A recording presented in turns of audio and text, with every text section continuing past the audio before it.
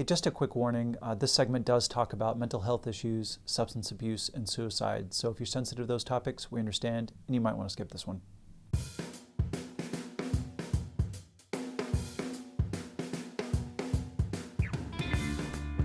So in May, we went out to Denver, Colorado. We got to spend 2 days with Scott Kirkwood and his Sidecar touring company, City on the Side. They've got 3 Ural Sidecar motorcycles, and Scott's got 8 people on staff. And basically we had a great time. We spent 1 day riding around Denver. We did a whole episode about that, so if you haven't seen it yet, please go check it out. But then the second day, we sat down to talk to him about what it's like to leave a career of 30 years and start all over again with something that you've never done before, running your own business, having employees, that kind of thing. And what we found out is that there's a lot of work and a lot of preparation, but sometimes it takes something really, really terrible to force you into action to do something that's really, really good. How did you fall on the idea of sidecar tours? Interesting. I ride a Harley Davidson Softail Deluxe, and we do every single year for the last 6 years. I've done the toy run that we do for Children's Hospital, and there's usually, 3, 4, 5,000 bikes. Okay.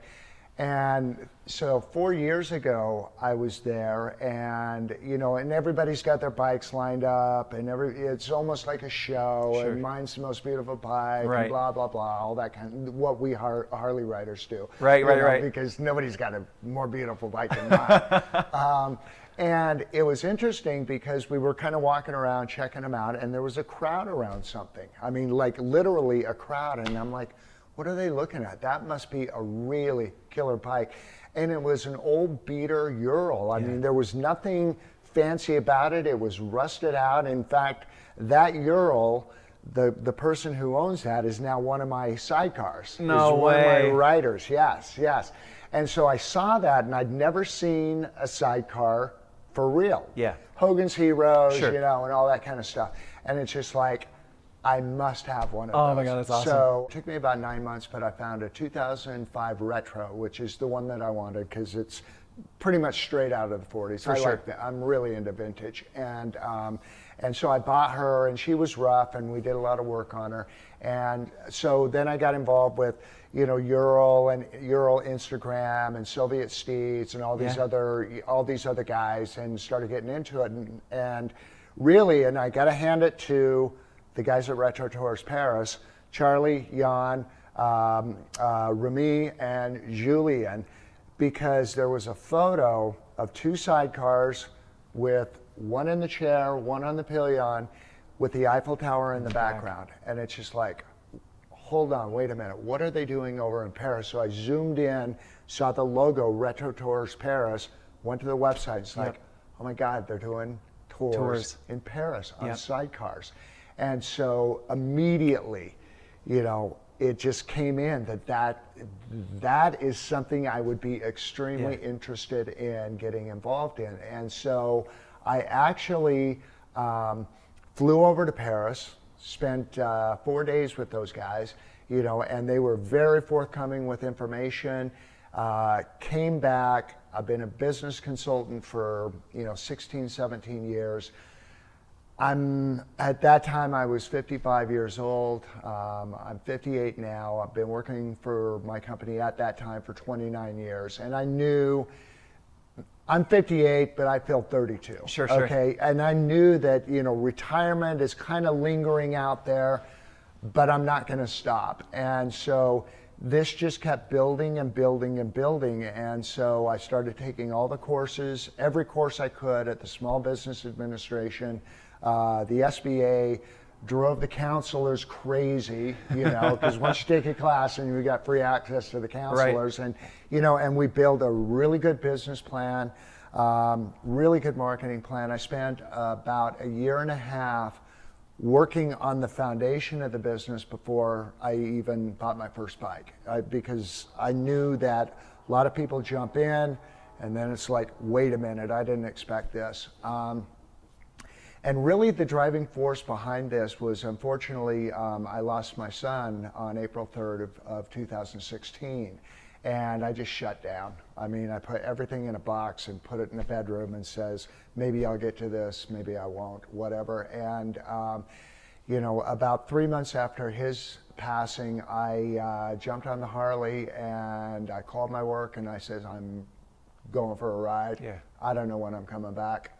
It may be 2 months, it may be a week, it may be whatever. And I did about 8,000 miles in 18 days. And it just gave me time to clear my head. And Nick loved this concept. He really wanted me to do it. He was so excited about it. He wanted to work for me and all that. And it just came to me, you know, on that ride that this is what I'm going to do. This is what my focus is going to be. And, you know, we came back and we pulled the boxes out and we put the business plan canvas back up on the wall. And, you know, next thing you know, we were going again.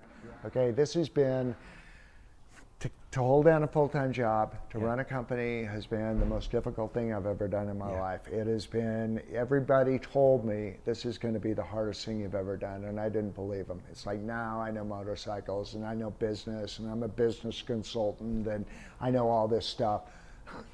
No, this is 7 days a week, and you know, it's not unusual for me to work a 16-hour day.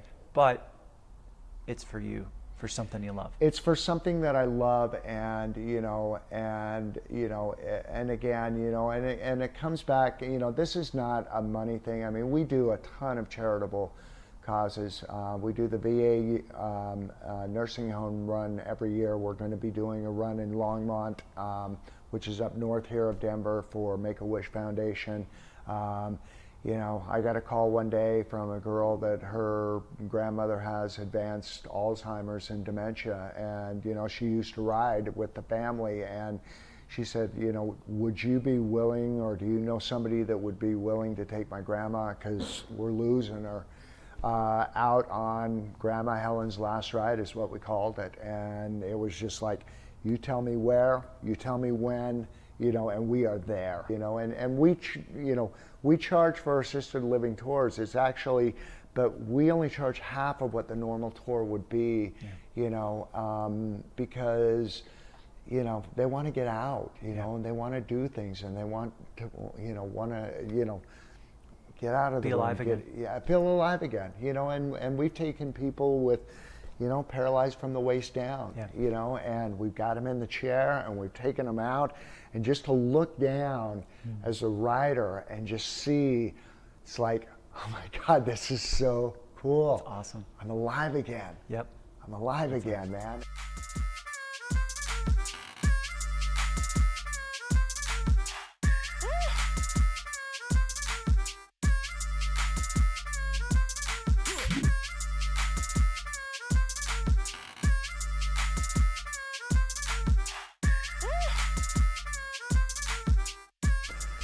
I believe, you know, like I said, in charitable contributions, my primary foundation is the American Foundation for Suicide Prevention.